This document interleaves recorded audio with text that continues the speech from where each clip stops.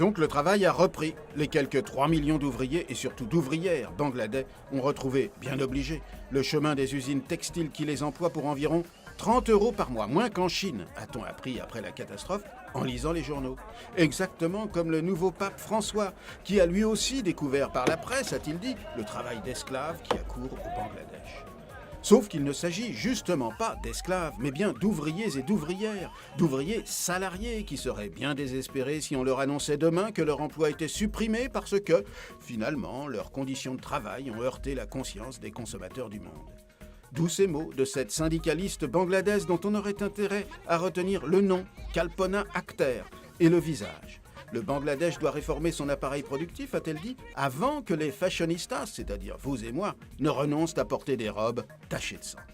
La voici, Kalpana Akhter, en meeting, avant la catastrophe de la semaine dernière, mais après celle de l'année dernière, où plus de 100 ouvriers, et là encore principalement des ouvrières, avaient péri dans l'incendie de leur usine dépourvue d'issue de secours. Elle militait sans relâche pour que les donneurs d'ordres occidentaux signent au moins avec les fabricants locaux une charte anti-incendie. Elle peut maintenant ajouter « et une charte anti-mauvais béton » et bien d'autres encore. Et voici un autre visage du syndicalisme bangladais naissant, celui d'Aminul Islam. Il se battait pour la même cause, la charte anti-incendie, que Kalpana Akhter. Il y a tout juste un an, on l'a retrouvé assassiné, et ses assassins courent toujours, bien sûr. On ne l'avait d'ailleurs pas lu, à l'époque, dans les journaux.